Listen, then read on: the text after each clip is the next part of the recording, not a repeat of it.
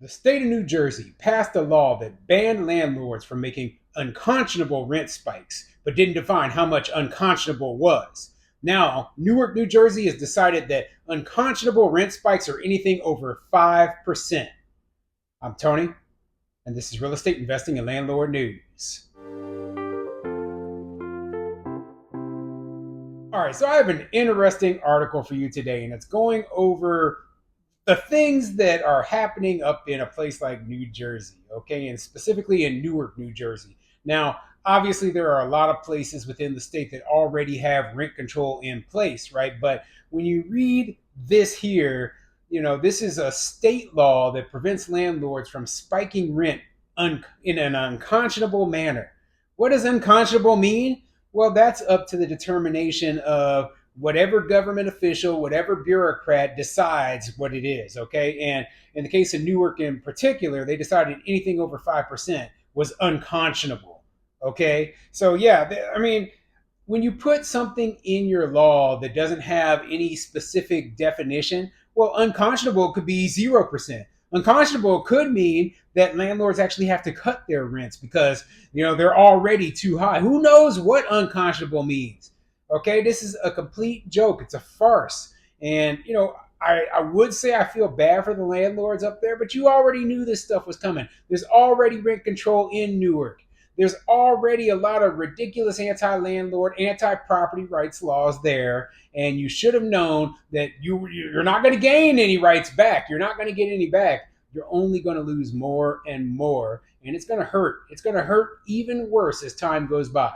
So before I get into the article, go ahead, hit the like and subscribe button. Maybe leave a comment down below. Let me know what you think. What do you think the definition of an unconscionable rent spike is? What is unconscionable? I mean, there is no, like when they make these laws up, they never say, oh, well, it's unconscionable based on each landlord's individual situation. No, they don't say anything like that. No, they're like, well, anything over 5%, no matter what the situation of the landlord. The landlord hasn't raised rents in 30 years and is only charging $100 a month. Well, 5% is still unconscionable. Anything over 5% is still unconscionable. So, yeah, the landlord's charging $100 and you want to charge $106, which would be a 6% rise, right? Well, you're breaking the law. You're creating an unconscionable rent increase. I know that's an extreme example, but that is the sort of thing that you have to look at, okay? So anyway, let's get into this article. This article is coming from thegothamist.com, and it says, Newark will fine landlords for unconscionable rent increases over 5%. Let's get into it. Newark, New Jersey officials will limit yearly rent increases on newer construction and owner-occupied units to 5%, testing the limits of a state law that bans unconscionable rent spikes but doesn't define how much is too much. The new ordinance comes amid a boom in new city development and an affordability crisis fueled by inflation and rising rents.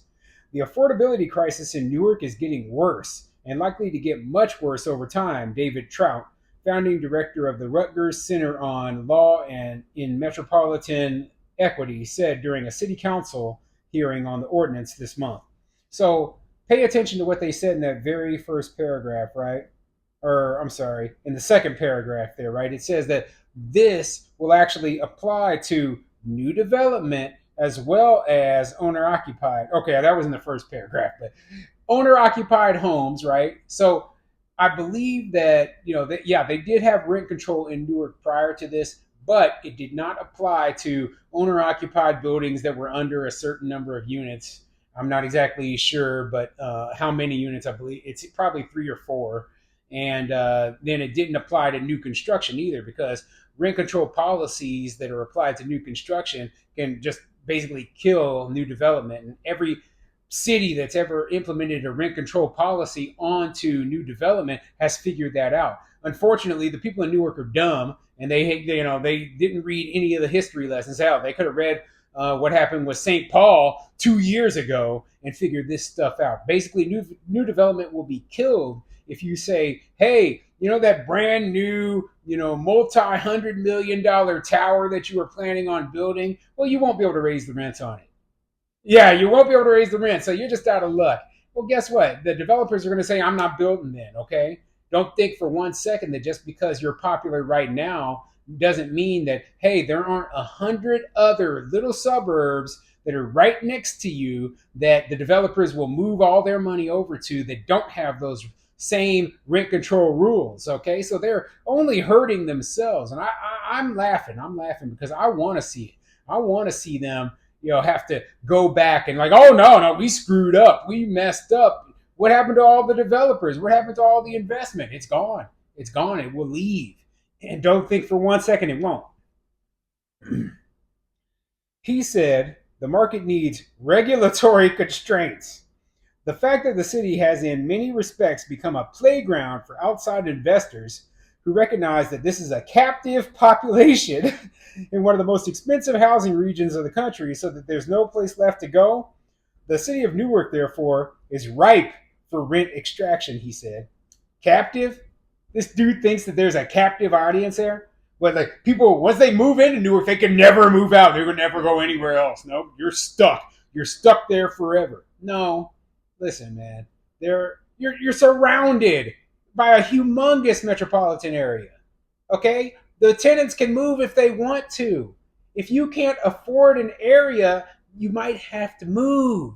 You don't get entitled to cheap rents in the part of town you want to live in forever. Okay, that's just not the way that reality works. But that these bureaucrats, they think, oh well, we can manipulate the market. It'll be different when we do it. It'll be different this time because look at all the demand. They're building all these new buildings here and everything's great. I've been to Newark before. I've stayed in Newark for work before. And Newark is a rough place. Okay, yeah, they've got the nice little area that right near, I believe the college is Rutgers. And it's nice, but you go beyond that and man, the place looks like the hood, man. It is a rough town. So I'm sitting here and I'm like, yeah, there's plenty of rough places people can move to that are about the same cost as Newark. So I don't think that you have a monopoly on these people's lives where they can never ever move. A 2021 report by Rutgers Law School Center for Law, Inequality, and Metropolitan Equity found that Newark renters pay an average of $340 more than they can afford to pay with a third of their income. And one third of renters pay more than half of their incomes in rent. The median income in the city is roughly $35,000. An existing Newark rent control measure already restricted some annual rent bumps to changes in the consumer price index and capped increases to no more than 4%. But that law only applies to 70% of the city's rental properties. State law normally prevents rent control measures from applying to properties for 30 years after construction is completed. Newark also hadn't previously regulated rents for owner occupied homes with 4 units or fewer. So that answered my question. Okay, they didn't regulate. There was no rent control on 4 units or less that are owner occupied, and there was no rent control on new properties until they were at least 30 years old. Now they're trying to go after both of those, right? This is a development killer. This is a landlord killing legislation. Okay, this whole thing. The only thing it's going to do is it's going to dry up the development that they were having there. Okay, if you don't think for one second that's not going to happen, then you don't know the history of rent control and why cities like Boston, Massachusetts, even eventually banned it. They were like, hey, we can't have this here anymore because there's no development. There's no development. Gee, like these people, they just don't read history lessons. They don't read economics lessons. They're trying to legislate with their feelings and their emotions instead of with logic. Okay, so yeah, they get what they deserve.